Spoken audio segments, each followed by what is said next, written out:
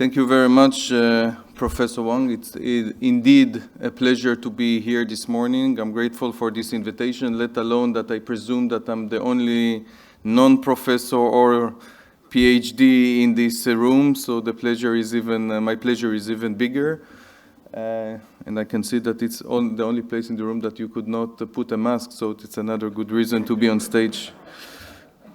I do, as you mentioned, Professor, want to give a snapshot of Israel, the origins of the ecosystem of Israel, and some updates of the high-tech ecosystem and trends in Israel at the moment. I presume that a lot of people in this hall did not visit Israel. Just how many people here visited Israel? Okay, there are few, but for the sake of the others, let me just do a quick geographical introductions.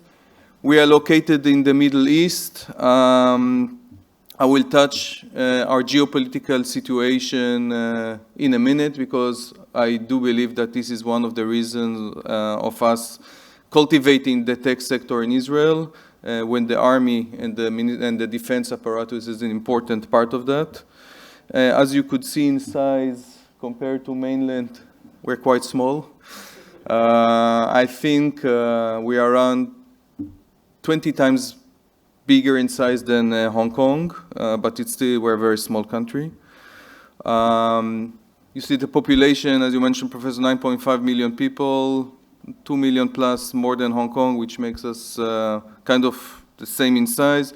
70% of the population are Jews, 21% Druze and Muslims. Israeli society is quite heterogeneous, and the PPP per capita, as you can see, is around $50,000. We are an OECD country. One of the differences, by the way, between Israel and Hong Kong that is not mentioned in here, but in my view will be a factor both here in Hong Kong, and not only here in Hong Kong, altogether in Northeast Asia, is the demographic factor. Our trend in this respect is totally reverse to Hong Kong. If Hong Kong, China, Korea, Japan, the number of kids per family is around, let's say, from 0.77 to 1.2, Israel is 3.1. Which makes it bigger in the OECD. It comes also with challenges, but 3.1, which makes us a relatively young country in that respect. But again, it will come with other challenges that we will have to cope, which are reverse to the challenges that will be here. By the way, it's the highest in OECD by margin. We are 3.1, and the second is around 2.3. These are some of the vectors of the innovations that were created, patented in Israel. All of them I can point out to what is the reason, where they originated in Israel. For example, irrigation. We have few of the world's largest drip irrigation company. In fact, drip irrigation is an Israeli patent. Why was it created to Israel? Although I'm now fast forwarding, because we are lack of natural resources, and because the Middle East is scarce on water. When you have water, you don't have a problem, because you have water and you can utilize it however you want. When you don't have, you need to think of effective ways how to save it. Drip irrigation is one of them, created in the 50s, 60s, when an engineer was walking in the field in the south of Israel, a more arid area. He saw that one tree grew more than the others. He was curious, he went to find out what. Turns out that in the pipe that watered them, there was a very small hole. And the hole dripped water to this tree and make him grow slower. So he thought, why don't we create this and turn it into a new technology? Out of the box thinking in a way. This is another example, I will touch it later, geopolitical situation. You might ask yourself, what does it do in medicine? And I will tell you. PillCam is an Israeli patent. It's a small camera inserted into a pill. The patient swallow it, and therefore, in a non-invasive way, the doctor can see his inside. no need for invasive treatment or interference. To those of you who ask themselves, you use it only once. Why does it have anything with geopolitical situation? The engineer that created it, before he worked in this medical company, worked in our Ministry of Defense research, one of the research centers, and his expertise was guided cameras for missiles. Then when he left the defense, he thought, what could I do with the knowledge of minimizing cameras? And that was what he came for. So this is, if you will, military-civil integration in a way. This is something worthwhile mentioning. ICQ, the original voice over IP, comes from Israel, very young entrepreneurs in their 20s. And Waze, which is basically not a new technology, but a new business model. A new business model, this is a company that's sold in $1 billion US. A new business model also required out-of-the-box thinking. By the way, this company is, again, Mobileye. It's also a combination of AI and driving, was sold in $15 billion US to Intel. And again, snapshot of what's going on. There are around 400 R&D centers in Israel of multinationals, and currently there are around 8,000 tech companies in Israel. I think majority of them, I'll show it later, are still startups in very early stages. We have around, the peak of the new startups that were created in Israel was 2014, around 1,400, but it's growing, it's reducing since. It's a global trend because the startups all over the world are having more and more difficulties raising capital at an initial stage. I think in 2021 we had 500-something companies created every year, startups. Unicorns, again, I think per capita we're probably one of the biggest in the world. I just noticed that I have the limitation over there, so if I'll be quickly. This, in a way, sums up the origins of the nation. One of them is lack of natural resources, the geopolitical situation, education, and government support. No natural resources. You just took my line, Professor. You don't have natural resources. You have to rely on what you do have, which is the human brain and the human capital, motivation and knowledge. Scarce water of land is an example of that I just mentioned. Energy, the same. Security needs. We are a small country. We are surrounded by countries that, how should I put it, the majority of them are not very friendly to us, to say the least. The founding fathers of Israel thought that the main way how to offset our lack of people, we were 600,000 people in 1948 when Israel was formed, is to create and develop technological edge over our neighbors. Hence, a lot of the resources were put into that, whether it's in the security or the defense apparatus, it was put into that. Another derivative of the geopolitical situation or the size of one country, this is similar to Hong Kong in a way.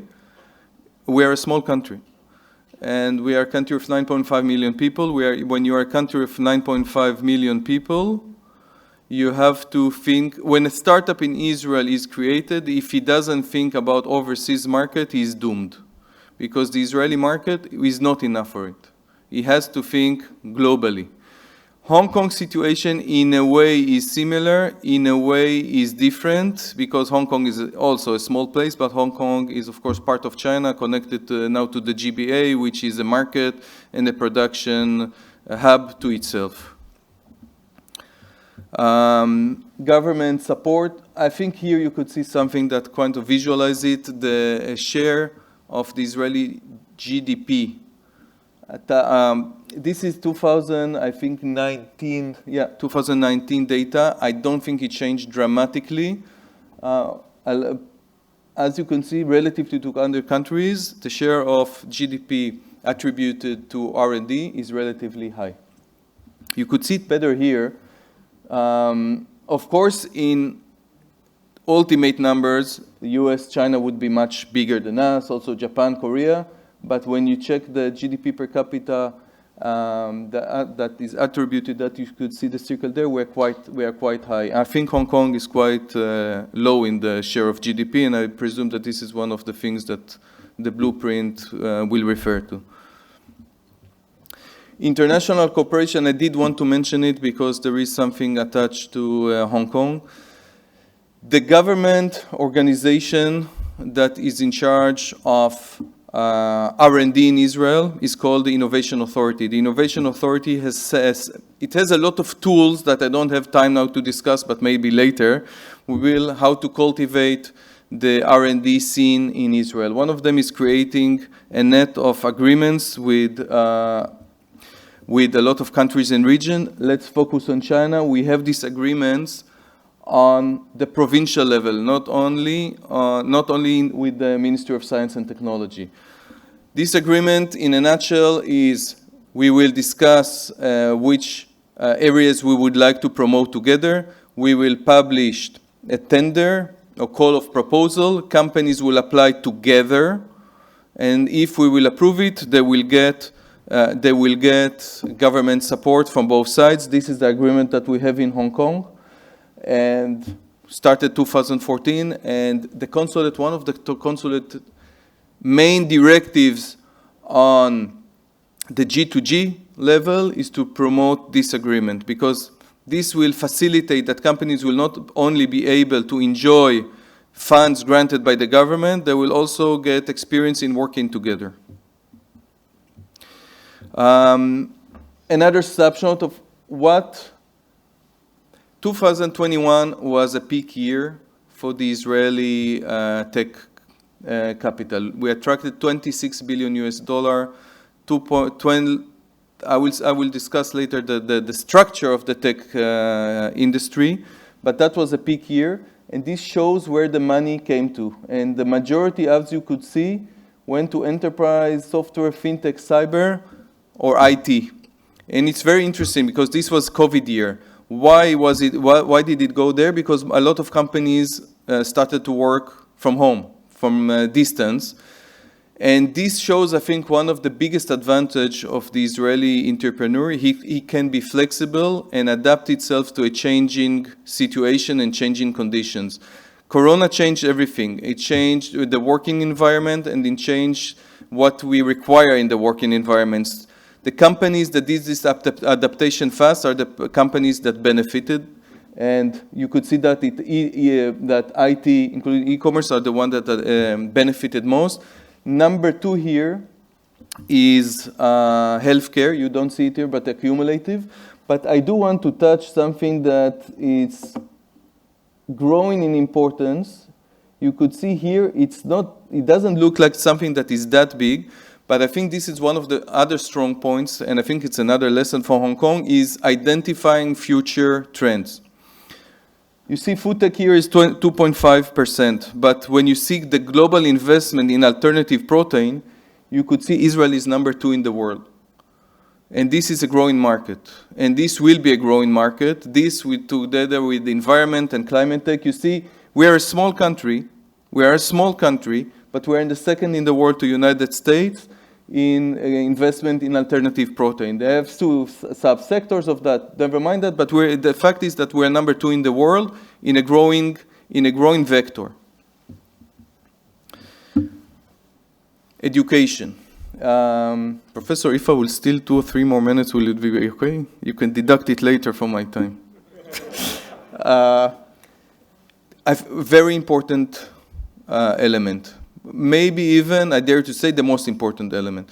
You could see now in Israel, the most popular degree in university is computer science, and electric engineer is number 4. These are the fundamentals for the technology sector. So this is a very important factor, but more than that is the way that education is promoted, and this is the roots of education that I would even attach it to the Jewish etiquette, which is different than what I saw here. Here I mean mainland China. In Judaism, you are expected to ask questions. Now, I see there are a lot of professors here in the crowd. I leave it as an open question now. Professors also make mistakes. How many of the professors here had they make mistakes in front of the students and the students will correct them, hopefully in a good manner? How many of them will think that he did something wrong? Don't reply to me, reply to yourself.